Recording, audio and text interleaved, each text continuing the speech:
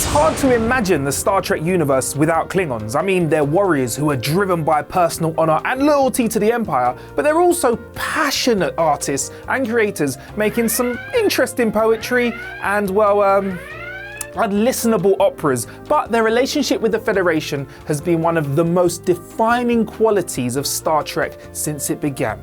After a botched first contact meeting, the Klingons and the Federation ended up as enemies for many years. This played throughout the original series as well as the prequel series Enterprise, and by the time the Next Generation rolled around, there was a tenuous peace between the Klingons and the Federation, leading to the first Klingons to serve in Starfleet. Episodes focusing on Klingon politics and culture continued throughout TNG, Deep Space Nine, and had sprinklings in Voyager, and of course Discovery kicked off by shaving those bad boys down for war purposes. But let's not get into that in today's list. Let's get into this list. I am Marcus Bronzy, and here are 10 Klingon episodes that stand out above the rest. Before we go any further though, this video is brought to you by Surfshark. What's Surfshark, I hear you ask? What's Surfshark? Surfshark is a VPN, that is a virtual private network that basically helps to keep all the private stuff that you want to remain safe, private and safe. Online privacy, data encryption and all that. But, and this is the best part, you can even change location so you can watch content from other countries. So maybe you want to watch some American Netflix. Howdy partner, want to watch new episodes of 9 a Day Fiancé? Or maybe you want to go to Australia. G'day mate, how about watch some Aussie Hulu with a bloody kangaroo? Or even... Hey, we get it. In all seriousness though, it really is great. And maybe if you're travelling somewhere and you're British and you want to watch good old BBC iPlayer, you can do that as well. I think I broke it. Plus, with our promo code, you get 83% off and 3 months free. The link is in the description, and the promo code is, of course, WhatCulture. Find out more at surfshark.com, and if you're not happy, there's even a 30-day money-back guarantee. Thanks to Surfshark, and now, back to the video. Number 10. Enterprise, Affliction and Divergence. Whilst Enterprise does have its fans, it's certainly not a favourite for many Star Trek watchers. Anyway, they managed to pull together a pretty tidy retcon to take care of the whole Klingon forehead ridge debacle. In the original series, Klingons had flat, ridgeless foreheads. By the time the movie started, we definitely had ridges, and that look persisted for the next few series. This issue was also touched upon in Deep Space Nine episode Trials and Tribulations, when the crew come across some smooth forehead Klingons from the original series. Worf alludes here that Klingons just don't discuss what happened here outside of their race, but Dr. Bashir guessed that it might be a viral mutation. Interesting. Back to Enterprise, which was set before the original series, and the Klingons had ridges. In the two-part story that played out across Affliction and Divergence, the reason for this change were explained as a virus. Good guess, Bashir, that impacted many Klingons removing their ridges. The virus was stopped with the assistance of Dr. Phlox, who prevented it from impacting all Klingons. Over the generations, the impact of the virus lessened and eventually disappeared entirely. It was a strong attempt to tie up a huge plot hole that had been plaguing the Star Trek universe for years. One fans wanted an answer to. I mean, they really did try. Number 9. Deep Space Nine, The House of Quark. When a Klingon episode features Ferengi, it's bound to be something special, and that was certainly the case with The House of Quark. DS9's resident bartender, businessman, and criminal has been known to get himself into a lot of trouble over the years, and when a drunk Klingon killed himself in Quark's bar, the Ferengi took advantage of the situation, as he does, and lied about what happened to drum up extra business on DS9. This led to Quark getting drawn into a fight between two Klingon houses after being forcibly married to Grilka, the widow of the man he lied about killing in the first place. Quark used his Ferengi acumen to prove his enemy's duplicitous tactics and help her house come out on top. On the surface, Klingons and Ferengi have very little in common, but what this episode successfully did was build a bit more understanding and somewhat a mutual respect between them. Number 8. Deep Space Nine, you are cordially invited. Klingons love their traditions. Well, some Klingons at least. Worf was certainly one of them, which absolutely drove Jadzia nuts, as she might as well have been the least traditional individual in the galaxy. And he chose to marry her, and she chose to marry him. So as much as she loved him, it got even worse as their wedding approached, since it was about as traditional as a Klingon wedding could be. You Are Cordially Invited gave fans an incredible and unique view into Klingon culture, as it was very rare to see such a traditional wedding even take place. Worf took Sisko, Bashir and O'Brien, his son Alexander and Martok, who were the equivalent of his groomsmen, through an intense process over several days in a holodeck. Jadzia, on the other hand, well, she had to complete a series of trials to impress Martok's wife, as she was essentially going to become Jadzia's mother-in-law. And you know what they say about the in-laws? Yeah, man. Well, ultimately, the wedding took place and Worf and Jadzia became husband and wife. It was an amusing and also light-hearted episode that showed the romantic side of Klingon life. Gah. Number 7, Voyager, Barge of the Dead. Most, if not all, species in Star Trek have their own mythology surrounding what happens after you die. The Ferengi essentially believe in a form of reincarnation, though you have to make sure that you've paid all of your debts before you die, because otherwise you will not be able to buy a new life. Unsurprisingly, Klingons believe in something much more violent. The honoured dead, well, they end up in Sto-Vo-Kor, a place of eternal food, drink, and of course, combat. The dishonoured dead, well, they end up in Gre'thor, a much less happier place. B'Elanna Torres, a member of the Maquis who then joined the Voyager after being transported into the Delta Quadrant, had always struggled with her heritage. She was a half human, half Klingon, and she kind of rejected her Klingon side and favoured her qualities. But in an iron storm in the Delta Quadrant, she's forced to rethink the issue. In a coma, she found the spirit of her mother on a barge to Gre'thor, presumably due to the dishonour B'Elanna brought on her family by ignoring her Klingon heritage. B'Elanna eventually proved herself and secured her mother's entrance to Sto-Vo-Kor. And it may have been a coma, dream, or a hallucination, but it was all too real for B'Elanna. The Barge of the Dead showed the importance of Klingon mythology to the warrior race, making it seem really real, and even someone like B'Elanna Torres, who had long ignored mythology, had moved and driven herself into it by this experience. Number 6, The Next Generation, Redemption 1 and 2. A two-part episode, Redemption was a key turning point in the history of the Klingon Empire and Worf's place in it. On the verge of being confirmed as the Chancellor of the Empire, Gowron struggled to find support among his peers. Lursa and Beta, the sisters of the late Duras, well, they were challenging Gowron for his position. As women, they could not become Chancellor, but they brought Taral, a young man claiming to be the son of Duras. As the male leader of the House of Duras, he had the claim to the position of Chancellor. Now, with a civil war on the horizon, Worf and Kurn, who had just revealed his true heritage, offered Gowron ships and troops in exchange for the return of their family's honour.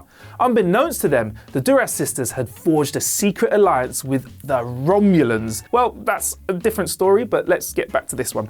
Whilst the Federation could not directly get involved with the Klingon Civil War, they could try and stop the Romulans from funneling aid to the House of Duras. The Federation task force was successful in cutting off the supply train, leaving Lursa and Beetle to defend for themselves. The House of Duras fell, leaving Gowron unchallenged and in control of the Klingon Empire. Once again, Worf changed the whole direction of the Empire, crippling the nefarious Duras family, and that being said, he should have also killed Taral, as he showed up as an adult to torment Worf on Deep Space Nine, but hey, hindsight's a son of a Number 5. The Next Generation, Sins of the Father. Worf's time in the Star Trek universe has been plagued by his conflict with his own people. This, in no small part, is due to the fact that he was raised by humans and became a member of Starfleet. But other issues go much further back than that. Kurn, the brother of Worf, never knew he had arrived on the Enterprise to speak with him about their late father, Mogh. The day he died, the colony Mogh lived on with Worf was massacred by Romulans. A young Worf was one of the very small group of survivors, which is where his human father found him. Kurn only survived because he was on Kronos with a friend of the family. Duras, the son of another Klingon who died on Khitomer, was posthumously accusing Mogh of helping Romulans in their attack. Now, Worf challenged this claim, eventually discovering that it was the father of Duras who aided the Romulans. The Klingon High Council was trying to shift the blame to protect the powerful house led by Duras. And to protect the Empire, Worf actually accepted the charges and everything that came with them, including essentially being fired from being a Klingon, which is one of the most dishonourable things ever. Up until this point, Klingons have been depicted as honourable warriors who did not debase themselves with duplicitous political moves. But This episode was the first time that we saw the Klingons had been shown to have some of the same flaws that every other species has. And it also showed that Worf was more Klingon than some of the Klingons that were born and raised on Kronos themselves. Number 4, Deep Space Nine, Blood Oath. For Klingons, a blood oath is serious business. Once you pledge yourself to a blood oath, nothing can get in the way of it. It's a matter of pure honour, and Jadzia Dax ran into that when a group of old friends showed up on Deep Space Nine. Now Trills, they're not bound to the debts of their previous lives. If they were, well, they'll be paying for old debts for eternity. Some symbiotes have multiple hosts as well, so Dax's host before Jadzia was Curzon, a Federation ambassador to Kronos. He became highly respected in the Klingon society, a status level that Jadzia inherited to an extent. Curzon had a blood oath with 3 Klingons, Kor, Koloth and Kang, to avenge the murder of their sons at the hands of a criminal known as the Albino. Well, Jadzia, holding up the blood oath, said, "F it, let's get the band back together. I'm in." The brilliance of this episode was that it demonstrated the importance of the blood oath in Klingon culture and to the aliens that adopted into it. From a storytelling perspective, even better, the episode also connected DS9 back to the original series, with Kor, Koloth and Kang all being characters from the original Star Trek. Number 3, Deep Space Nine, Soldiers of the Empire. Most Star Trek series have been defined by science and exploration. Deep Space Nine did have those elements, but it was primarily defined by the Dominion War. When Klingons came to deal with a rumoured Dominion invasion of the Cardassian Empire, a new character named General Martok was introduced. He stood beside Chancellor Gowron, who migrated to DS9 from the Next Generation. Martok was the leader of the Klingon forces invading Cardassia. He was also a changeling infiltrator. Yeah, that's right, those changelings, those pesky old changelings. It was eventually discovered that Martok was a Dominion shapeshifter who was manipulating Gowron and the whole Klingon Empire.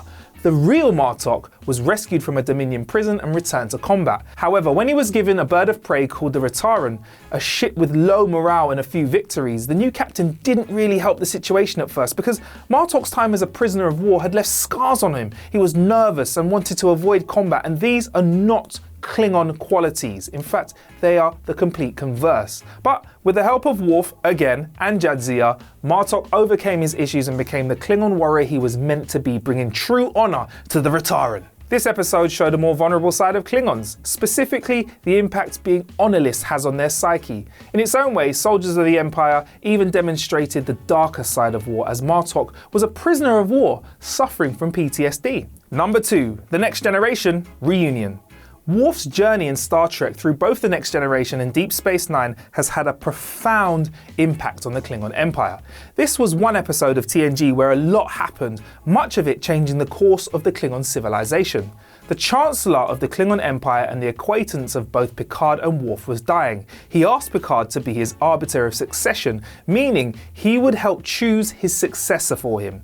The choice was between Gowron, a relatively unknown at the time with the craziest eyes in Starfleet, and Duras, an old enemy of Worf's. The inner workings of how the new leader of the Klingon Empire was selected was intriguing. The mix of politics and combat on a very overt level was surprising even for Klingons, as was the lack of input anyone else had on the decision. It was a very insular moment, with it happening out in space and so far away from the Empire, but having such a big impact on it. Number 1, The Next Generation, A Matter of Honour. I love this episode. Now, being an exchange student is a lot of fun. You can go to another country, eat the food, drink the wine if you're old enough, see the sights, and they can send someone over to you so you can do the same. But if you get traded onto a Klingon ship, it's a very different kind of exchange program, and that's exactly what happened to Riker. At the suggestion of Picard, the bearded Riker, aka the better Riker, jumped on board to become an exchange student style first officer. And when the second officer challenged Riker, he observed Klingon tradition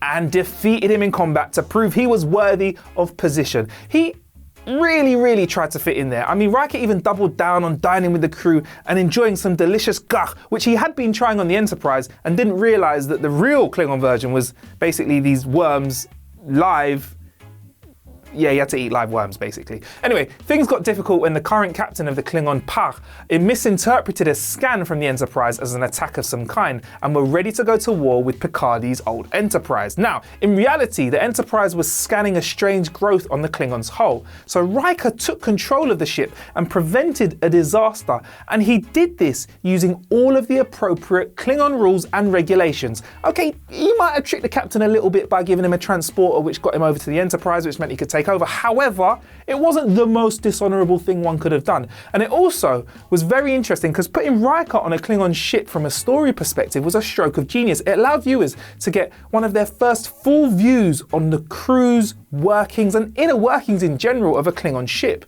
What life was like for them and how the whole hierarchy thing works. We even see Klingons laughing and having fun, something that you don't see much of in TNG before then. I've been Marcus Bronzy from Trek Culture, and that was 10 of the best Klingon episodes in Star Trek. Now, what are yours? Let us know in the comments below. Also, drop us a like and subscribe. You can also find me on social medias at Marcus Bronzy, MarcusBronzy. Or you can catch my podcast, How to Kill an Hour, where you listen to your podcast. Until next time, Kapla!